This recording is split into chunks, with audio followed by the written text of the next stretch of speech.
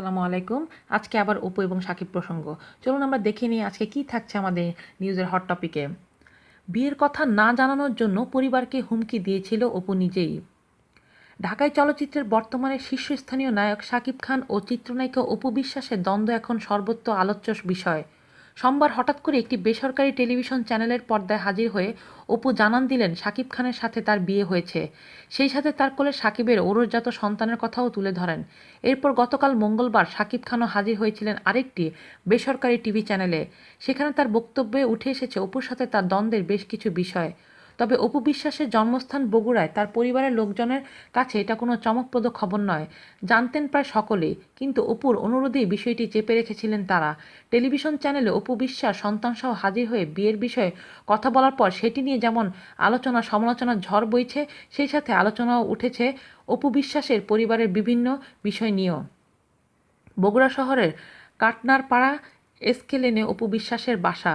সেখানে এখন তার বড় ভাই উত্তম বিশ্বাস সস্ত্রীক বসবাস করেন। সেই সাথে থাকেন তার মা শেফালী বিশ্বাসের নিকটাত্মীয় ছোট ভাই স্বপন কুমার রায়। অপুর বগুড়ায় রয়েছে বেশ কয়েকটি ব্যবসা প্রতিষ্ঠান। শহরের আলামিন কমপ্লেক্সে এসব ব্যবসা প্রতিষ্ঠান দেখাশোনা করেন মূলত এই স্বপন বিশ্বাসই। তার কাছে থেকে এবার জানা গেল চাঞ্চল্যকর তথ্য। তিনি বলেন, সাকিবকে বিয়ে করার খবর তো আমাদের কাছে নতুন খবর নয়। ধর্মান্তরিত হয়ে অপু ইসলাম ধর্ম গ্রহণ করে এই বিয়ে করেছেন। অপুর পরিবারের সবাই বিষয়টি জানত, কিন্তু অপুর অনুরোধে অপু সাকিবের ক্যারিয়ারের কথা ভেবে বিয়ের বিষয়টি গোপন রাখা হয়েছিল। স্বপন কুমার রায় আরও বলেন, বিয়ের পর থেকেই সাকিব অপুকে মেনে নিয়েছিল উভয় পরিবার। সাকিব গত বছরের পূজার মধ্যেও বগুড়া এসেছিলেন, জামাই আদরে আপ্যায়িত হয়েছিলেন। মূলত গত বছর সাকিবকে আমরা জামাই হিসেবে বরণ করি। এর বেশি কিছু আর বলা ঠিক হবে না, কারণ বিয়ের কথা জানালে পারিবারিক সম্পর্ক ছিন্ন করবে বলে হুমকি দিয়েছিল অপু দিদি। আমাদের অপুদিকে সবাই খুব আদর সমীহ করেন। সাকিব দাদাও আমাদের সবসময় খোঁজ খবর নেন। তবে ওদের ঝগড়াঝাটির শেষ হয়েছে জেনে খুব ভালো লাগছে। এদিকে অপু বিশ্বাসের নিজ বাড়ির প্রধান কর্তব্য ব্যক্তি অপুর মামা জীবন বিশ্বাস কোথায় জানতে চাইলে স্বপন বলেন তিনি কলকাতা গেছেন। এদিকে নাটকীয় ঘটনার অবসান ঘটিয়ে সমঝোতায় আসছেন সাকিব খান ও অপু বিশ্বাস। শুরু করতে যাচ্ছেন সংসার জীবন।